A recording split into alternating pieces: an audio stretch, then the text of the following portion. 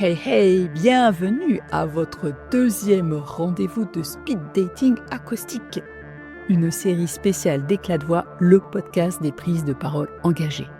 Quatre épisodes pour tomber amoureuse, amoureux de votre voix et oser enfin vous exprimer.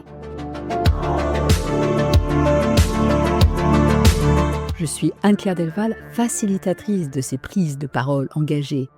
Nous sommes toujours en février, la Saint-Valentin est juste derrière nous. Vous sentez encore flotter dans l'air cette douce odeur de rose, de chocolat, de carte bleue qui a bien chauffé. Bon ok, la carte bleue n'a pas forcément d'odeur, mais que vous soyez love to love, ou plutôt célibataire endurci avec son chat, le matraquage publicitaire était quand même de sortie.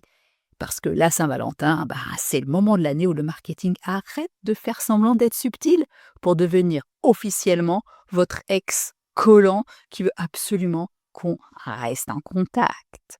Et cette année, et en pleine conscience, j'ai décidé de sauter à pieds joints dedans. Oui, d'abord parce que j'adore le chocolat et surtout pour m'amuser un peu. Je vous embarque avec moi pour la suite de cette drôle de série. Bon, attends, Tinée, sérieuse quand même. Alors, dans l'épisode précédent, vous avez fait connaissance avec votre voix. Aujourd'hui, nous allons explorer vos cicatrices vocales. Alors, dans une histoire d'amour, qu'est-ce qui est fascinant ? Finalement, c'est pas tant les perfections qui créent une connexion profonde. On peut quand même plutôt dire que ce sont nos vulnérabilités, nos petites fêlures, les histoires qu'on porte chacun et pour lesquelles l'autre est en empathie, en écoute. Eh bien, vos défauts, entre guillemets, de parole, ces trucs qui vous font grimacer quand vous vous écoutez ou vous vous réécoutez, en réalité, c'est justement là qu'est toute votre richesse. Ce qui fait que votre voix est reconnaissable entre mille, qu'elle est aimable, attirante, particulière. Aujourd'hui, je vous propose de partir à la chasse aux fantômes, les fantômes de toutes ces fois où quelqu'un vous a fait taire, vous a dit que votre voix était pas très audible, ou bien des choses aussi agréables que tu parles comme une casserole, tu chantes faux. Ah mais et les filles, elles parlent fort, mais c'est d'un vulgaire. Oh, t'es trop émotionnelle, toi, quand tu parles. S'il vous plaît, laissez parler les experts. Ces petites phrases nous ont à tous créé des blessures qui, forcément, sont devenues des cicatrices. Et ces cicatrices ont façonné votre façon de ne pas prendre la parole. Or, ces cicatrices, justement, racontent qui vous êtes. Elles sont le terreau de votre authenticité. Et dans un monde où il y a autant de voix, où il y a autant de formatage, de sons polis jusqu'à l'ennui qui se répètent, eh bien, ces cicatrices, figurez-vous, c'est quand même ce qui vous rend irrésistible. Je vous invite au petit exercice du jour, celui de la galerie temporelle. Vous allez reprendre votre téléphone, décidément il est bien pratique celui-là quand même, et vous allez scroller vos photos. Alors non, pas pour les publier sur Instagram, pas pour procrastiner non plus. Cherchez si vous en avez, et peut-être que ce n'est pas sur votre téléphone, mais sur des albums de famille, des photos de vous à différentes époques. Enfant, ado, jeune adulte, ou il y a quelques années en arrière, enfin peu importe. Choisissez 3, 4 photos qui font vraiment tilt pour vous, des moments de vie où vous vous sentiez un peu particulier. Et dans votre carnet d'amour ou de germination, comme vous avez envie de l'appeler, essayez de répondre à ces questions. Qu'est-ce que je n'osais pas dire à cette époque ? Quelle était la parole qui était coincée en moi ? Prenez le temps qu'il faudra, replongez-vous à 10 ans, qu'est-ce que vous auriez voulu crier mais que vous avez ravalé ? À 17 ans, une vérité sur vous-même que vous n'osiez pas nommer.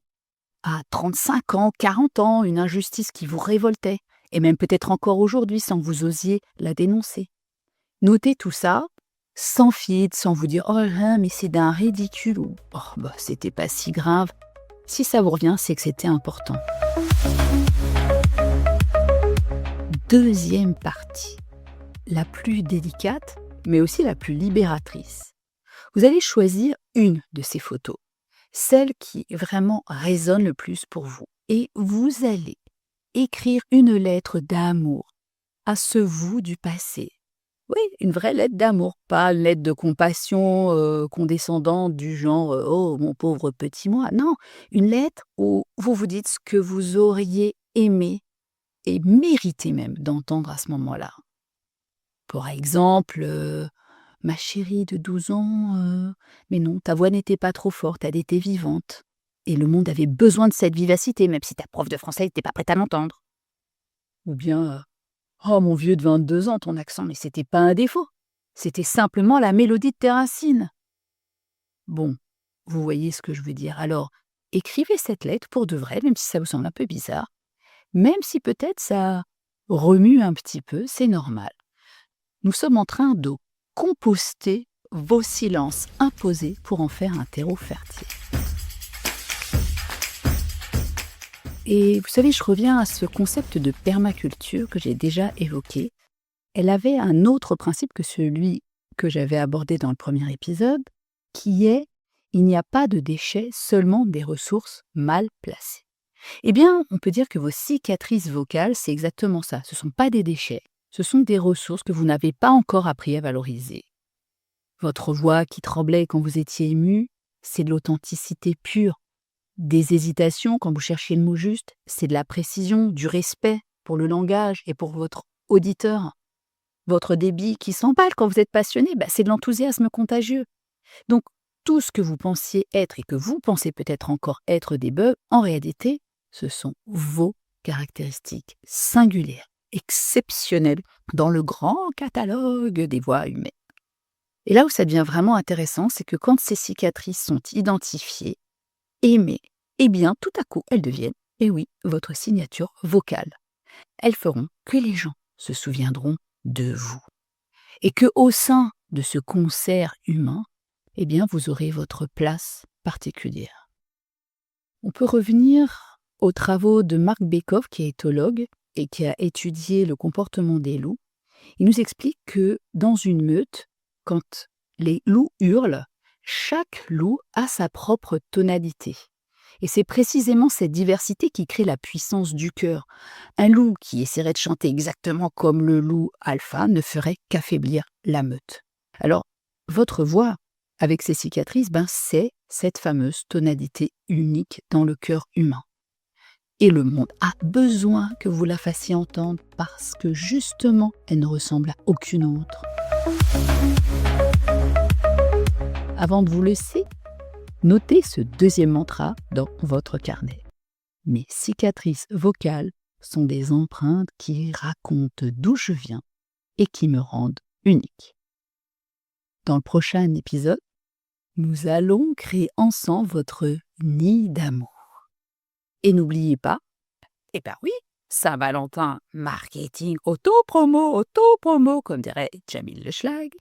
Le programme d'accompagnement complet que je prépare arrive très bientôt.